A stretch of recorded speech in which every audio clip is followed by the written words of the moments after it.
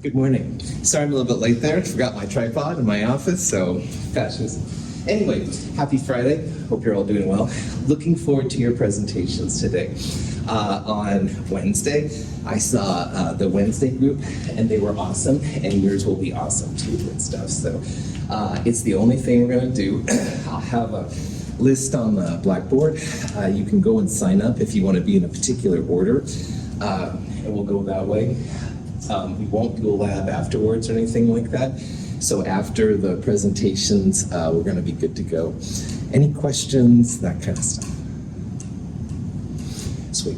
We left off on Wednesday with this slide just real quickly, and I want to go back into it. This is kind of an overview of the parts that I feel were important from Chapter 6, Part 1. And in Chapter 6, Part 1, we looked at the background, how all this stuff was developed. We went through frequency, wavelength, speed of light, Planck's constant, and energy. We talked about de Broglie's theory, the wavelength of particles. We also talked about Bohr's model of the atom, where they introduced a lot of things. And then we went into the whole Schrodinger's wave equation, Heisenberg, et cetera, and the quantum numbers popped out of that, which are N, L, and M sub L so far. M sub S we'll talk about in the next section. In an atom, electrons are placed in orbitals. So orbitals are like rooms in a house, if you will. And knowing the number of orbitals can be really important. So if you have just an n value and someone, me, asks you how many orbitals there would be, you would say n squared. So when the n equals 3 orbital, there would be 3 squared or 9. On the other hand, if I give you an n and an l, or I just give you an l value, the number of orbitals there would be 2 times l plus 1. So if I said you had n equals 3, l equals 2, you would put the 2 in for L, 2 times 2 plus 1 would be 5 orbitals, et cetera, et cetera. And then there's this NL notation. So if you saw like a 3D orbital, all right, the number is the N value, and the letter corresponds to L, because you can't have two numbers next to each other without them being confusing. So L equals 2 would be a D. So if I said n equals 3, L equals 2, that would be 3D. If you had n equals 4, L equals 2, it would be 4D, et cetera, et cetera. And then finally, we talked real briefly about nodes. And nodes are important in chemistry because we're going to take these atoms and make molecules out of them. And if you have atoms coming together where nodes are, there's no electron density. There's no glue to make the atoms stick together. So there are planar nodes, which are like sheets of glass that go through the orbital and nothing's there. And there's also spherical nodes, which is kind of a wild thing that happens with these things. And figuring them out is pretty easy. The planar nodes equal L. So earlier on I said we had a L equals 2, a D orbital. There would be then 2 planar nodes. On the other hand, if you have L equals 1, a P orbital, then there would be 1 planar node. And then for spherical nodes, you need N and L. So for example, in this one right here, if you had N equals 4, L equals 2, 4 goes into N, 2 goes into L, 4 minus 2 minus 1, 1 spherical node, all right? And if you have these kind of things down, that's a pretty good foundation for the stuff we're going to talk about here in a little bit. So it is kind of cool on a personal level that we're taking all this math, which can be pretty complicated, and from it we're distilling down these 4 quantum numbers, the N, L, and M sub L we've seen so far. We'll talk about M sub S here in a little bit. Any questions on that? Okay. The reason why this is important, I'm going to show a video now. It's going to show how only certain orientations of molecules can come together because of the node, because of how they're aligned and stuff like that. Zeiss salt is a compound made from platinum chloride and ethylene. The ethylene cannot bond to the platinum unless orbitals in the 2 fragments are oriented properly to each other. This alignment occurs most effectively when the ethylene is perpendicular to the molecular plane of the platinum chloride fragment. what we're seeing here is a platinum atom, okay? And this thing right here is a carbon-carbon system with p bond, excuse me. And on the platinum, there's a d orbital. And we saw the d orbitals were kind of like two figure eights kind of together. And the orientation of that d orbital helps to dictate how this thing connects. And in theory, these two carbons right now are coming like out of the board at us. But in theory, you could have one where the carbons, like one was on top and one was on bottom. But you don't see that. The d orbital forces just this orientation. And that can be really important for chemistry, all right? Because maybe you want the other one where they're flipped 90 degrees. Well, ain't gonna happen with the orbitals you have. So this is why knowledge of these things can be really cool. We'll look at this kind of stuff more next term in Chemistry 222. We'll actually look especially at this guy right here and figure out what exactly is happening. So orbitals are important. Woohoo! Probably didn't have to type that. All right, so that's really it for Chapter 6, Part 1. And again, the idea of Chapter 6, Part 1 was just to kind of throw up all these ideas. To introduce these ideas as to where all this stuff came from, wavelength and frequency. We'll continue to do it. But now what we're going to do is take that fourth quantum number, m sub s, and really see why the periodic table is as it is, all right? And we're going to see that there's like these two columns on the left, and helium, by the way, for this discussion should be about beryllium. There's kind of like two columns right there. There's a group of 6 element columns on the right, and then there's these 10 or so Ds in the middle, and down here are the lanthanides and actinides. And we're going to see where these all come from. And the punchline here is that the left 2 columns represent s orbital electrons, all right? So the 1s's, 2s's, 3s, those we're going to see are right there. The p's are over here on the right, not helium. Helium's going to go over here for this part of the discussion. So the p's are right here, these 6, the d's are here, and the f's are down there. So the way that quantum came out actually influenced how the periodic table is set up, which is kind of interesting. So without further ado. In the last section, we saw shells, subshells, and orbitals correspond to the n value, the L values, and the m sub L values. And no problem. But this part now, we're going to start seeing more about this mysterious m sub s. And earlier I think I babbled, and if I didn't, I should have. Each orbital, we'll see, can only hold 2 electrons inside it. And the reason that the orbitals can hold 2 electrons is because of this 4th quantum number. Now, m sub s is what they call the spin quantum number. And m sub s didn't pop out initially when people did their math on this stuff. And this guy, Dirac, which is amazing, he took Einstein's relativity and applied it to quantum mechanics, the stuff we've seen. And that's amazing. Relativity is a big-time part of physics, and I am not qualified to tell you what parts of relativity he applied to quantum mechanics. This is real high-level stuff. But when he did this 4th quantum number popped out.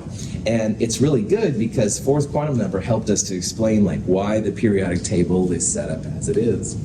So m sub s was kind of a late number to come to the party, but it's just as important as the other 3. We will see though that m sub s is kind of independent of the other 3 quantum numbers. I hear you.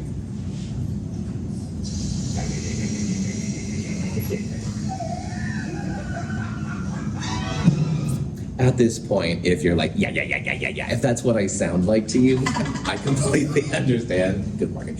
Because there's some pretty heavy stuff going on. This is from House of a Thousand Corpses, and I don't recommend... some of us have an appreciation for the darker side of cinema. However, it's not one that I'm going to publicly say that any of you should go watch. But that one part I thought was very appropriate because there's a lot of kind of weird term being floated around, and just know that Dirac did something cool, and m sub s is going to help us out a lot. So But if you do like horror movies, okay, yeah. Anyway. Any spinning electric charge creates a magnetic field. Spinning electrons produce magnetic fields with an identifiable magnetic polar orientation, so-called north or south. The polar orientation of a given electron is determined by the direction of its spin. So M sub s has only two values, all right? There's no dependence on NL or M sub L at all. M sub s is either positive 1/2 or negative 1/2. And the understanding that's given to M sub s is it corresponds to the direction of spin. So almost always when you have other atoms or magnets around, there's going to be some kind of north and south, and it's very relative, all right? But in theory, if you have an external field to compare, you could have one electron with a spin. I would consider this a spin down. North is usually seen as up with these things. And one of them would be spin up, i.e. north is on the top. So the positive 1/2 and negative 1/2 are the only values of M sub s that are possible. And again, the classic thing is that they apply to spin up. So if I kind of make my hand rotate like that, I'll do it in front of the camera, that would be positive 1/2. On the other hand, negative 1/2 would be like down. The difference between a positive 1/2 and a negative 1/2 spin energetically is very small, like 10 to the minus 18th, 19th joules. But it is enough that usually people will put positive 1/2 first and then negative 1/2 later. And M sub s leads to some really interesting things, including some magnetism that we're going to talk about here in a little bit. Now, we should talk real fast about magnets, and this is not physics, all right, but let's at least have an overview of what's going on. We're going to be talking about diamagnetic and paramagnetic quite a bit. And if you have these little spin ups, and the red arrows represent the positive 1/2 spin ups, and you also have some spin downs, so the blue atoms would be spin down, then in theory, and this happens a lot, you can have just as many ups as you have downs. And if this is spinning up and this is spinning down, then their magnetic moments cancel. And this one cancels that one, et cetera, et cetera. So diamagnetic systems are just systems where all these crazy electron spins are paired. You have just as many ups and downs, and they're not interested in magnetic fields at all. But on the other hand, there's a lot of atoms and compounds too that are what's called paramagnetic. And in a paramagnetic system, you're going to have some odd electrons that don't cancel. Now, normally, if you have odd electrons, they orient all over the place. So some will be like up to the left. This one is truly to the left, up to the right, down to the left, et cetera, et cetera. So they're all over the place. That is a normal paramagnetic system. So paramagnetic systems, though, will have some attraction or repulsion to magnetic fields. These guys will care less. These guys, on the other hand, will make a big deal. Paramagnetic systems are really important. If you've heard in health about free radicals and how they damage your skin, cancer, and make it aging, blah, blah, blah. The free radicals are just another term for paramagnetic systems. So paramagnets are really important. If everything around us was diamagnetic, supposedly we'd be healthier. But this isn't a health class, and I'm not going there. Now, if you've ever been to OMSI and you've played with like their cool neodymium kind of magnets and stuff like that, a true magnet is when you can orient all the little paramagnetic pieces in the same place.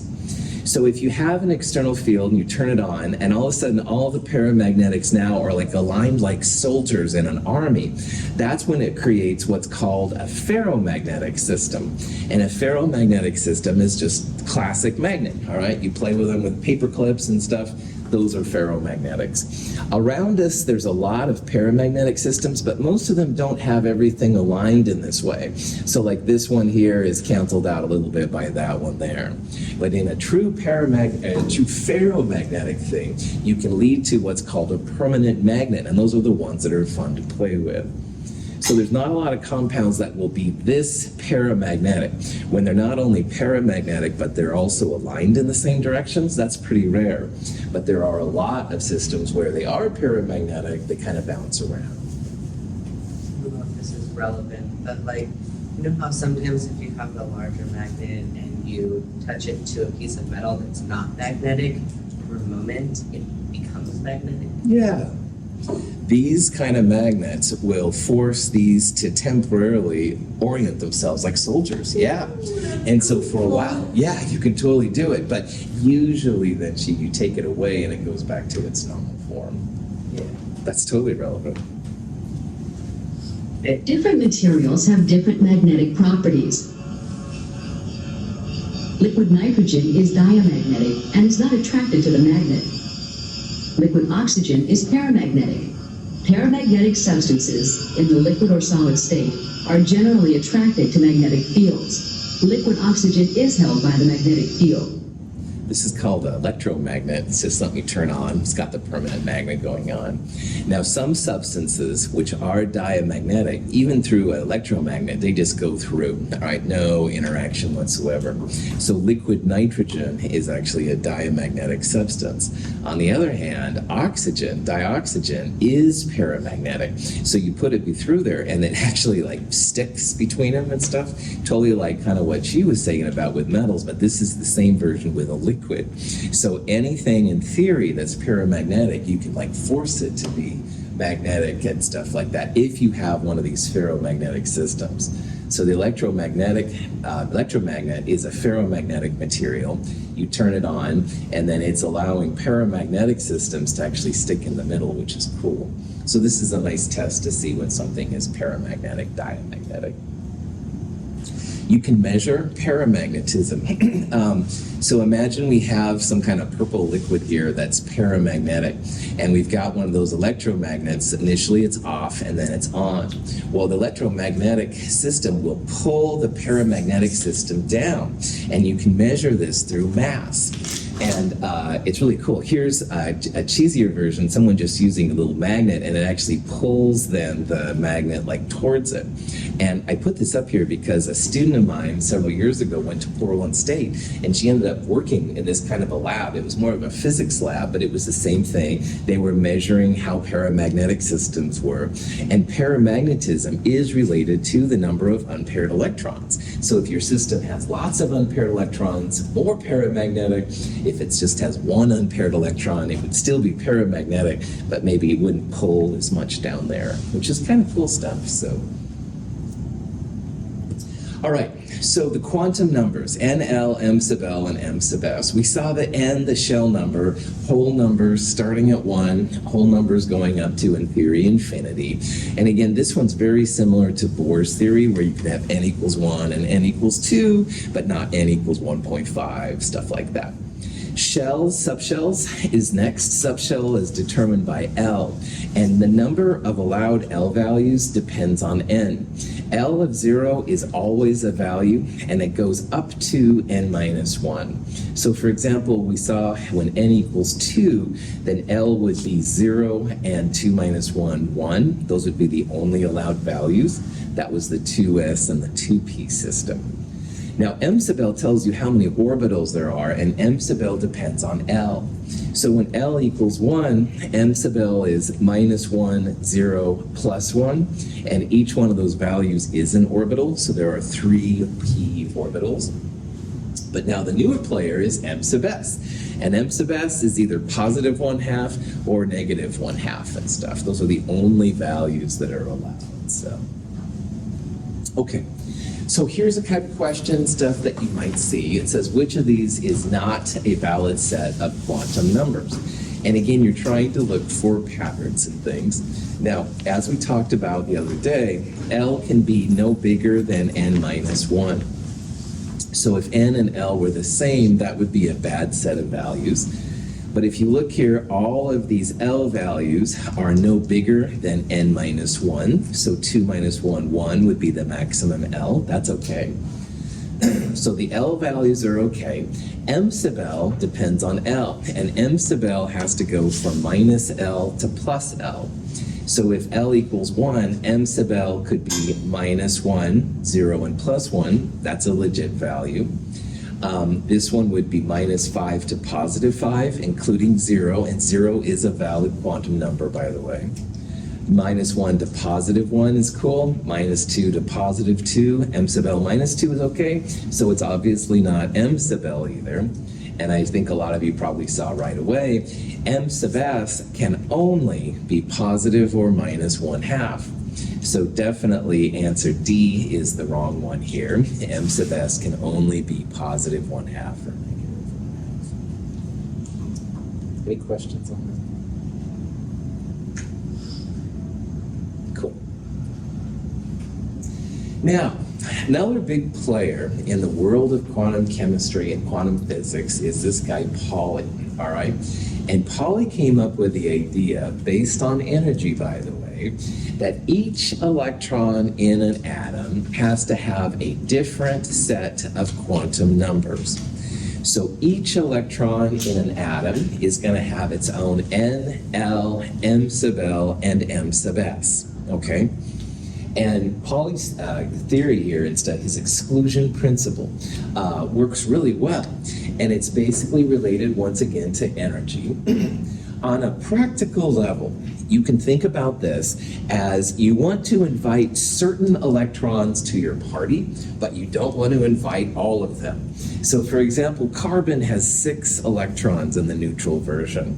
Well, if each electron has its own NL, M sub L, and M sub S, then you can send invitations to certain quantum numbers, certain electrons, based on these pieces. So I've been talking about how N is like a street, and L is like a house, and M sub L is a room.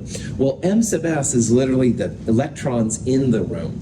And if you only want the +1/2 spin to get it, no problem. N, L, M sub L, and its M sub S would be different even from another electron in the same orbital. So these quantum numbers are related to energy, all right? And we'll talk about here how we can figure out what the quantum numbers are for the different electrons. So let's go through some example of finding the quantum numbers for these different systems, all right?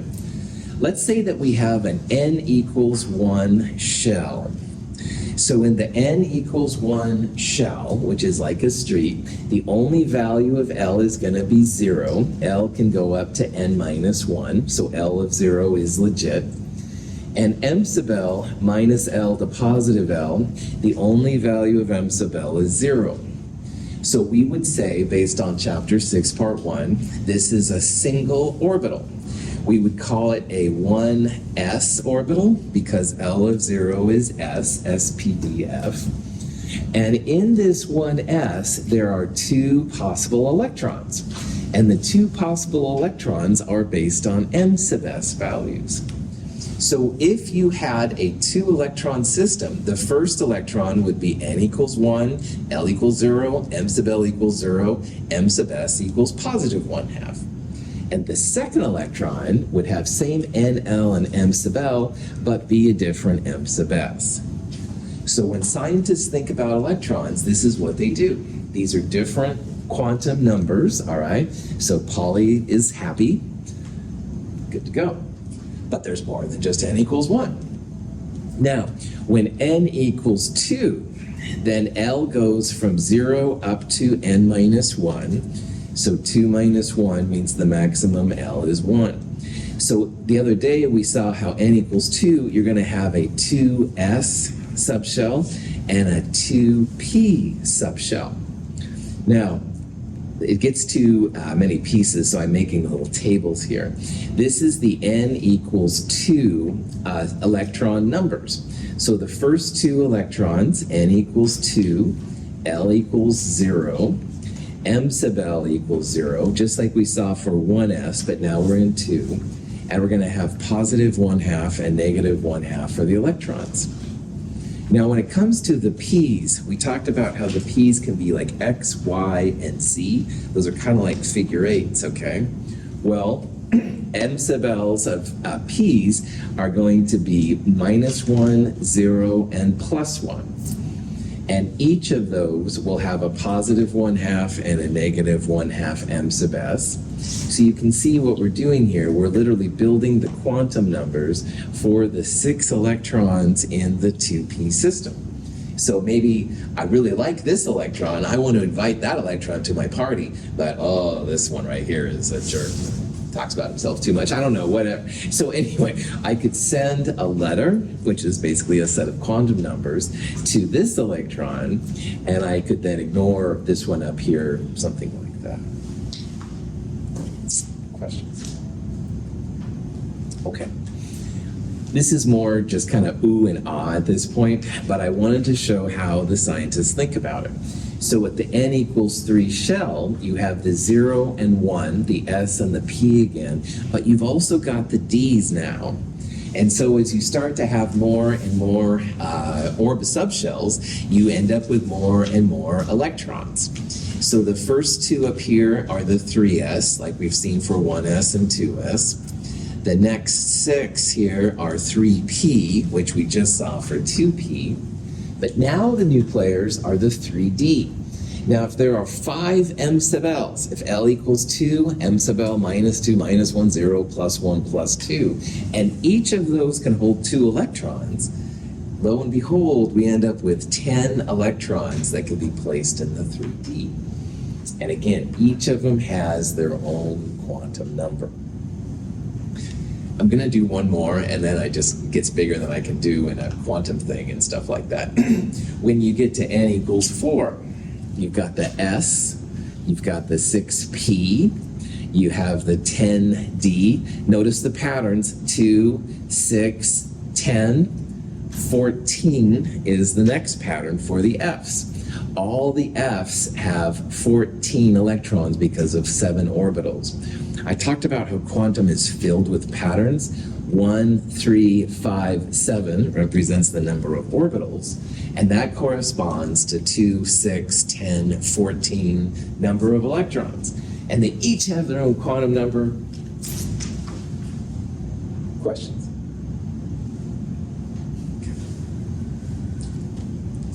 This is like a list of the possible electrons. There's lots of different ways to calculate the number of electrons. If you have the shell, the n value, it's 2n squared. If you have the subshell, it's 2 times 2l plus 1, etc., etc. Some people really dig this, and some people don't like the patterns, and either way is fine. But I do want to point out here how some of these little pieces have stars by them. So far in chemistry, we're going to see that scientists have found elements with S, P, Ds, and Fs, and we are so close to getting to a G orbital. Oh, I can hardly contain myself with the excitement. As a chemist, this would be like groundbreaking, and we're very, very close. We're not there yet, but hopefully they're there. Now, there are predictions of elements that exist beyond where we are right now.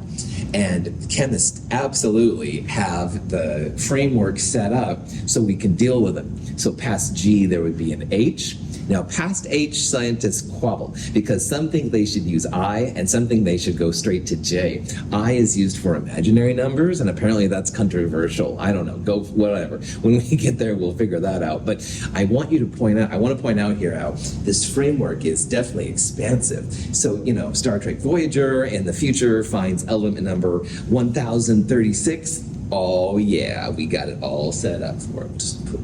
Okay, getting too excited here, my apologies. Questions on any of this? Yes? Is there a specific reason the order is SPDF? S was the first one, and it's kind of spherical. And P, there was some relationship, Madeline, where supposedly P was like a P block. I don't know. It comes from German, so maybe you and I should think about this more since we have some German in ourselves. But honestly, I'm not totally sure of the names and stuff. The people that did this, like Schrödinger and Pauli and stuff, they were mostly German, so I suspect that there's something like that. S is definitely supposedly spherical in German, but I'm not sure. Okay, so assigning electrons to atoms. We got the framework now. But some of these are going to be easier to put in than others. So the real question is, and stuff then, how do you put electrons in atoms? Now, for Bohr's model, all right, Bohr saw, and it works pretty well for the single electron systems, he saw that the electrons, really, the energies are based only on n. So earlier on, when Claire was here, I had the n equals 1, and I said I could be n equals 1 or n equals 2, but I couldn't be like n 1.5. So in Bohr's model, the energy depended only on n. But when you do fancier quantum mechanics, it comes down to energy depending on not just n, but also L as well. And so at this point, I'm going to introduce what's called the n plus L rule. And the n plus L rule is the best rule that scientists have so far for assigning electrons to atoms. Whoops. The n plus L rule is cool.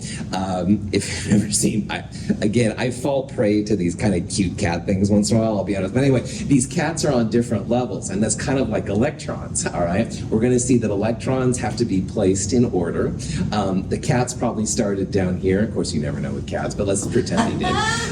Then they went up here when there was no room, and these had to jump up there. And again, with cats, they may or may not have. But we're going to see that electrons are kind of like that too. So that's why You really like cats, don't you? I like dogs too, man. But cats are more my jam. So. Why do you think that person has 6 of the same cat? Another good question. I have no idea. Were there other cats that wanted to get up there too? I mean, how did they get them It there? must have all been in a litter. You know those families that just don't get rid of cats or Right. dogs after they have like a litter, and then they just like, there's a family I know that has like 10 dogs because we took 2 of the puppies, but then they didn't get rid of the rest. So they have a 5-acre property and they just have Fun a pack fact, of not a dogs. good idea. Have you heard of litter syndrome? No. So dogs in one litter, there's usually 2 things that happen. They're either best friends or they'll try and kill each other. Okay, right. So don't do that.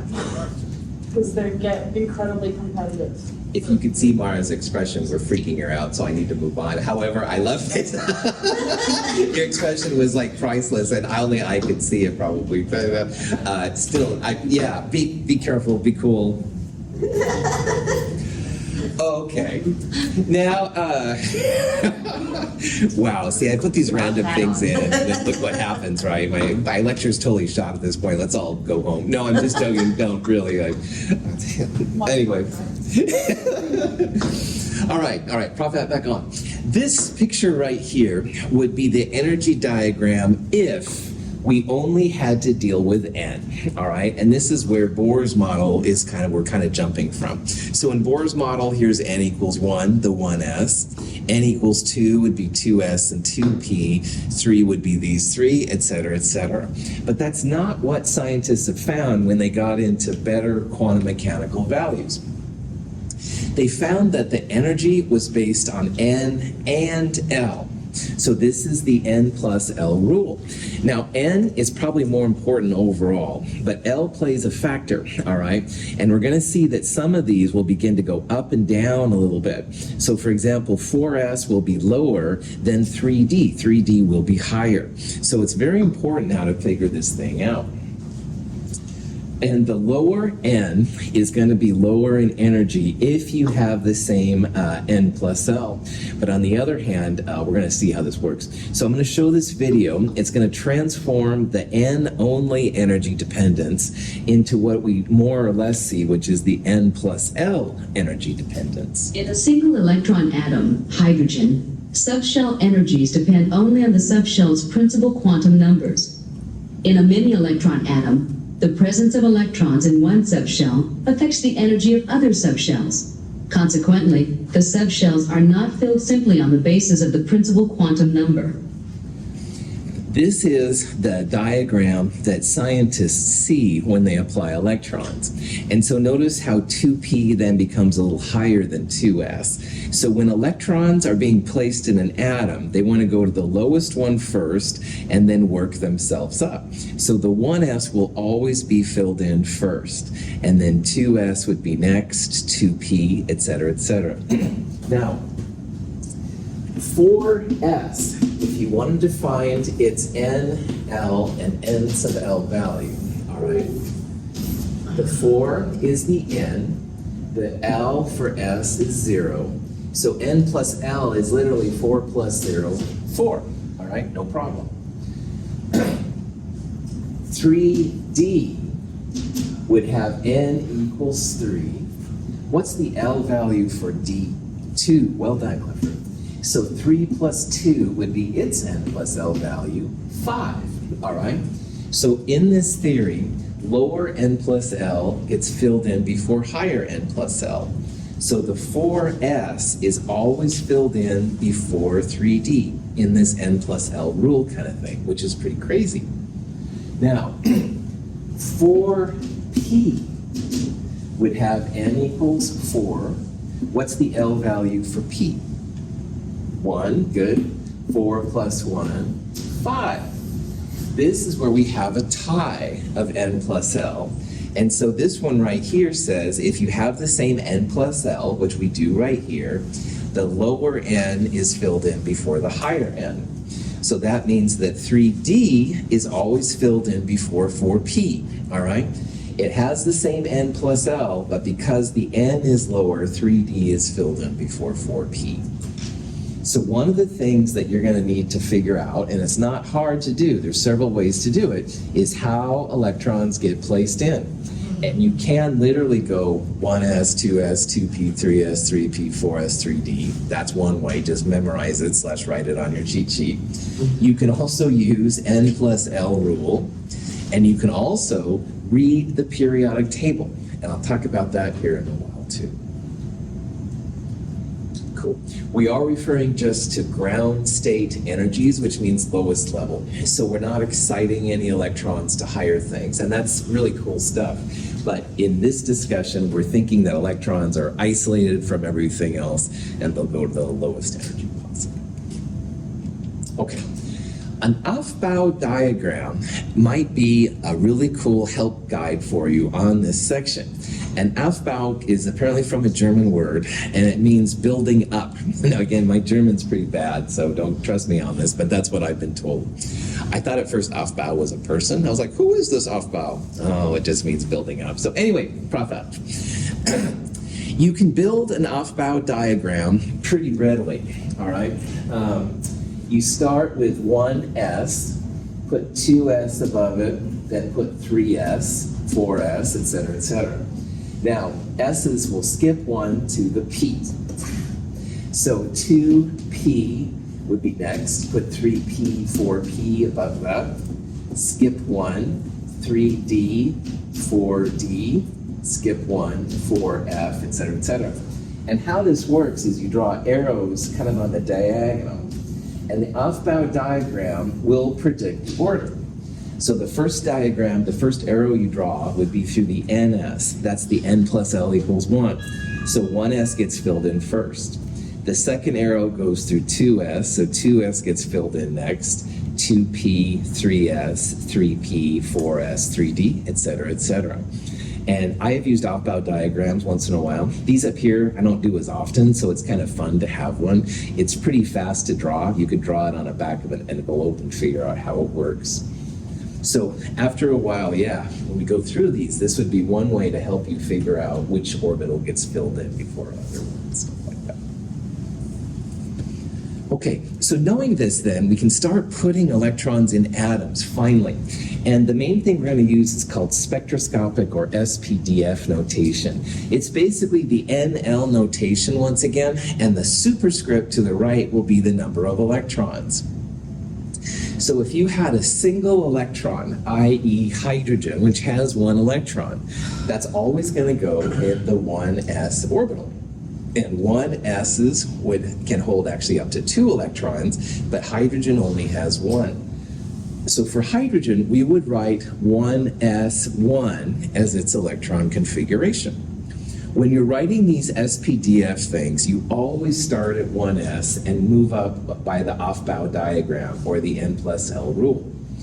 So in this case, we have just one electron. You would write it as 1s1, and again, that 1 is the number of electrons. Now, helium, which is number 2 on the periodic table, means 2 protons, but neutral helium has 2 electrons. So if I said, what's the spectroscopic notation for helium? You would say, all right, start with 1s. S's always hold 2 electrons. 1s2. Cool, because S's hold 2. Now, if you want to get a little fancier, this is called orbital box notation, and each box is an orbital. And S subshells have just one orbital. And the up and down arrows represent the spins on the electrons. So 1s2, you would have one box with 2 arrows, one up and one down. You can use full arrows. Sometimes I will use half arrows. Sometimes I'll use just a line. So if you see me write 1s2 like that, that's the same thing as this one, just a little cheesier. This is kind of cool because if your up electrons and down electrons are equal, you've got a diamagnetic system. And helium is absolutely diamagnetic, just as many ups as downs. Now, hydrogen's 1s has 1 electron. Would we call hydrogen diamagnetic or paramagnetic? Para, well done. If you have even 1 extra up or 1 extra down electron, paramagnetic. So orbital box notation is cool for magnetism. You can quickly find if something is paramagnetic or diamagnetic. So we're going to start going through some examples of elements. This is a little fancier version of the Aufbau diagram, basically.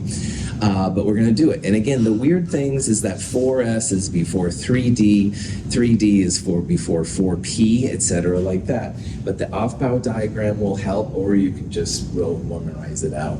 Now, remember how the p's have 3 orbitals. Each p has L equals 1, and m sub L, which determines how many boxes you have, m sub L would be -1, 0, and +1. So there's 3 boxes for each of the p's.